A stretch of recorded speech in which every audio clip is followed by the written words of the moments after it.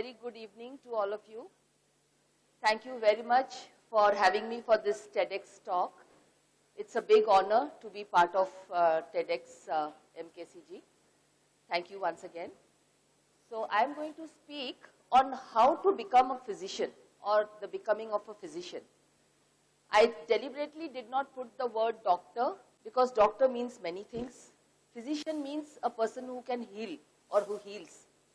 So I thought that was more apt word, and I believe there are school students here who probably would want to become a physician sometime in their life, and there are a couple of MBBS students also who I hope plan to become a physician. So, and today's theme that you have given is fabulous, the butterfly effect. It actually is most prominent in medicine because we know the genetic code, just a little bit of difference somewhere. The DNA structure, the double helix, a A here or a T there or a little bit here and there can completely change the genetic profile of a person. You know that as individuals, we are 99.99% similar genetically. But it's that 0.01% that makes us different from each other. The point I'm trying to make is very small differences in our genetic makeup can have huge impact in the phenotype that we project to the world. So butterfly effect is most prominent in our subject. So what I will be doing here today is to take you through my journey with these bullet points to take for their journey towards becoming a doctor. So do I have it all? Obviously, I guess you have invited me here, so I must be having some success in my part. That's why you've called me. I see a fair share of patients. I have done a fair share of work. I'm credited with a couple of firsts in my field, in the state, in the country. The first IVF baby of Eastern Orissa, the first laser hatched baby, the first embryo from a vitrified or a frozen embryo IVF. I travel a lot. I have done a lot of academic work. I have published a lot of papers which my peers cite. So I guess I have something which I can share, and I can also make you understand what it takes to be a doctor. You know, for most people, success looks like this, straight line, but in reality, it's a real curved line. To reach a certain stage in life, it's not easy, and it is mostly associated with lots of downs and a little up and a lot of time. So how did I get here? In school, I was a pretty sincere and a good student. I had and I was good in physics. I had got about 97 or 98% marks in my physics 12th class exam, which was not heard of at that time. So in another universe, I would have become an astrophysicist or a rocket scientist. I was really interested to do physics, either become a theoretical physicist or join Baba Atomic Research Center, or become a rocket scientist like I told you. But two events, unrelated, random, happened around that time. My father, who was in the Indian Army, got transferred. And so the family, we were in Allahabad, so we got transferred. So the family decided that probably as a girl, I'm better off to be in the home town, which was Orissa. Revencha is a good college. So I joined Revencha College with physics honors. I hated it there. It was a culture shock for me. From an army background, I found it very conservative, very difficult. For me, it was a culture shock. Then I happened to meet the first person I made friends with out there, is still one of my top friends. She was applying for medical school. She told, why don't you apply? I applied, and there I was in SCB Medical College. I loved it there. I simply loved it there. I loved the hostel. It was huge at that time. Now I believe there are cramped up hostels, too many students. But I loved it there. I loved the anatomy hall. I loved the smell of the formalin. Entire thing I loved. So at the end of 5 years, 5.5 years, I graduated as the best graduate with 7 gold medals. I was all set. Thank you, thank you, thank you. So I was all set to join a medical college as a or do a postgraduate in, I had thought about internal medicine, or to join a research institute, or to go abroad, because both my parents were green card holders. At that time, another event took place which was totally unconnected to me. My best friend of 5.5 years of medical college and my husband's best friend happened to meet together some random place, I think in Pune on some conference that they got to connect with each other. And I found myself married to an established family in Bhubaneswar, to a husband who wanted to do private practice in Bhubaneswar when private practice was unheard of. There was nothing called private practice at that time. There were no private hospitals, no private thing, nothing. Nobody did private practice. That is how we started. I joined postgraduate in gynec. I was thinking of doing internal medicine, so I joined gynec. And we started our life with one Vespa scooter. 1200 was the number, and a loan of 1.3 lakh rupees. And of course, we had the full support of my in-laws, both of us. He just gave us a land to make a hospital or a nursing home or a whatever. We took a loan and started from there. So I guess this person's saying, which I really like, which meant that the illiterate of the 21st century will not be those who cannot read or write, but those who cannot learn, then unlearn, and then relearn. Because our lives are going to be like that. You have to completely unlearn what you learned and then learn once again what you have not known. So from there, what did it take to get where we are? I'm sure all of you will agree that they say that to become a doctor or MBBS, you don't need a brain. You just need to rata. And you need to be really hardy. You have to work hard. I don't fully agree with you. Of course, you need a brain to work. So how did I get here? I have few things to say. Number one, I have had a 15 to 17 hour day since my MBBS time. Since my final MBBS, when 4 months for final MBBS, my day was calculated to be 17 hours or 18 hours, 4 hours of sleep, 2 hours or 3 hours to do the rest of the things. And after that, life has been like that. Till today, maybe I don't have a 16-hour day, but I have a 12-hour day. From morning 7 to 7 hours, at least 12 to 14-hour day. Number two, I don't ever remember sleeping without the alarm being put.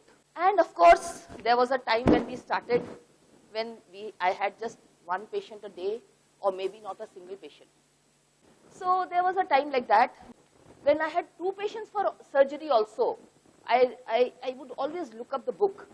So that was how it started.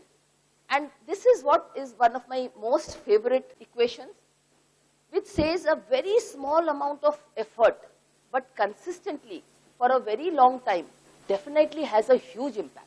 And that again is what butterfly effect tells us. So 1 to the power 365 days, you do nothing, it is 1. 1 to the power 0.1 for 365 days is 37.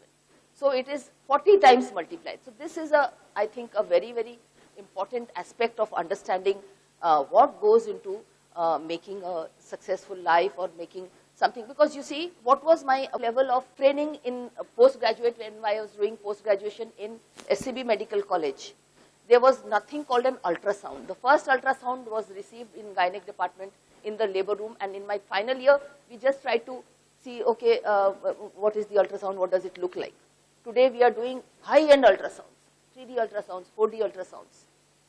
There was no laparoscope. There was only one laparoscope in the postpartum department. Today, 30 years down the line, we are doing advanced gynec laparoscopies, which needs a lot of skill. It has a very high learning curve. How do you acquire those skills over the years? So they have to be taken, that effort has to be taken. Otherwise, every day you will spend and time will pass on so quickly that you will not have the time or effort, time to acquire those skills. Every day has to be spent at least half an hour to acquire a new skill or to learn. And another major challenge that I faced was as a female surgeon. Patients would say like, Madam, se kahile mate, se jo jio salwar kameez pindhiki morning walk korchi, siye operation karibo toro. So that kind of thing, and you would lose patients for that. So a female surgeon also faces a lot of challenges you have to understand, and becoming a surgeon on top of being an obstetrician gynecologist is another challenge which I am sure everybody faces, male or female, because it is something which you have to continue working at throughout your life to improve your skills. So in the end, I would say if I have any strengths, it is just hard work. I have no special talent at all. I am not a good singer, dancer, this, that. Only hard work is the only thing which I am capable of doing, and I have done that. That is my only. So what I have learned through my journey, something I guess MBBS students would relate with, I hope. Number one, ultimately your academic scores don't matter at all for your success in life. Who is a gold medalist, who is a best graduate, who is this, who is that doesn't matter, because the patient has not read the book. Patient is not going to come and tell you the typical findings that is written in the book. They are all different. So basically you have to understand that what you learn after you have mugged it all, what you have understood, what you have grasped is what matters, nothing else matters. But the fact remains that to be a good doctor, you have to be good. You may not be having academic high scores, you don't need that. But you have to be good, you have to have a strong grasp on the subject, you have to be knowledgeable, and of course you have to understand the learning will never stop. What you have learned in MBBS, you have to completely unlearn 5 years later and learn something new. See this beautiful picture, which was, I'm sure, when we were all small, parents everybody used to see this story, you know, that how the crow drank water putting pebbles. The smart crow is not going to do that. Today's crow cannot do that. They have to upgrade their skills. Second thing which I have learned is your ability to communicate and empathize with another human being. If you're going to be a doctor, you have to have that quality. If you don't have that quality, probably you should be somewhere else. Because this is very important when as a doctor you have a mishap. 9 months you see the patient, pregnancy, everything fine. Last day there is an intrauterine fetal death. You don't expect the patient to become so bad. Suddenly within 24 hours the patient is in liver failure, kidney failure. So in times like those, you have to have that capability. I can't sit and explain how that comes, but you have to have that capability to make and become one with the patient party and the patient, so that you will be able to tide over those crisis points which are so difficult to manage these days. Then what I have learned is, as a doctor, you absolutely have to be able to handle stress. Without being able to handle stress, you just can't survive. That's true for every profession, but for medicine at least, it's very, very important. And your work has to be your priority. There is no other way. There has to be times when you have to leave everything else for the sake of the patient. We all know that. And I think lastly, practicing medicine ethically is simply non-negotiable. So medicine has to be practiced ethically. You have to see a patient, treat a patient like you would treat yourself, or your mother, your father, your daughter, your brother, sister. There's no other way. If you feel you cannot practice, or if you feel you might digress, you're not in the right profession. I think you are better off with finding, there are plenty of professions by which you can make a living, and never forget somebody who has taught you anything. I remember the sister who taught me how to give an intravenous. Who will teach you how to give an intravenous line? It is always the sisters in the ward. So somebody has to teach you how to do surgery. Somebody has to teach you how to deliver. Whenever I have a breech delivery, till now I remember my professor, what he had told. When you see a breech coming out, go to your room, make coffee, prepare it, drink it, then come back, and then do the breech delivery. So things like that, never forget somebody who has taught you.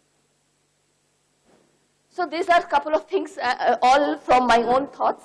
And lastly, some of my points which I feel, if I can, my advice, if you may, for young people who are in MBBS or aspire to become a physician. Number one is, I feel one has to learn to be in the moment. It's not like concentrate on what you're doing. It's little more deeper.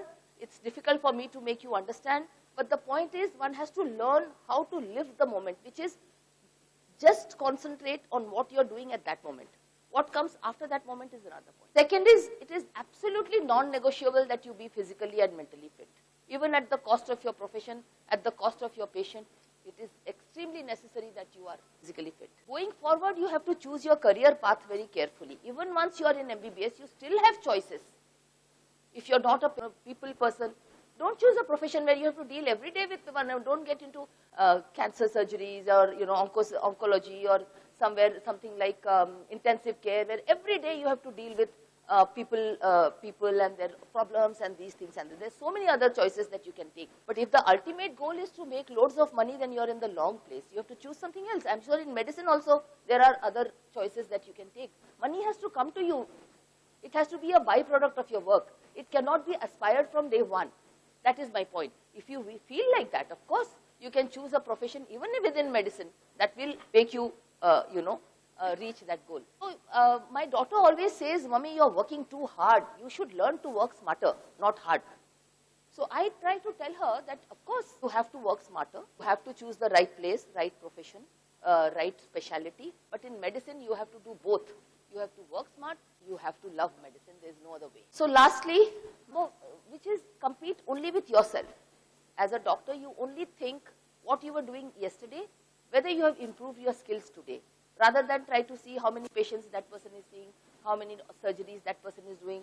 First aim is how to keep improving yourself. And always try to be around successful people. Have successful friends. Have friends who are better than you. Lastly, I would like to say that if you see a turtle who is sitting on top of a fence, you must remember that she or he must have got help.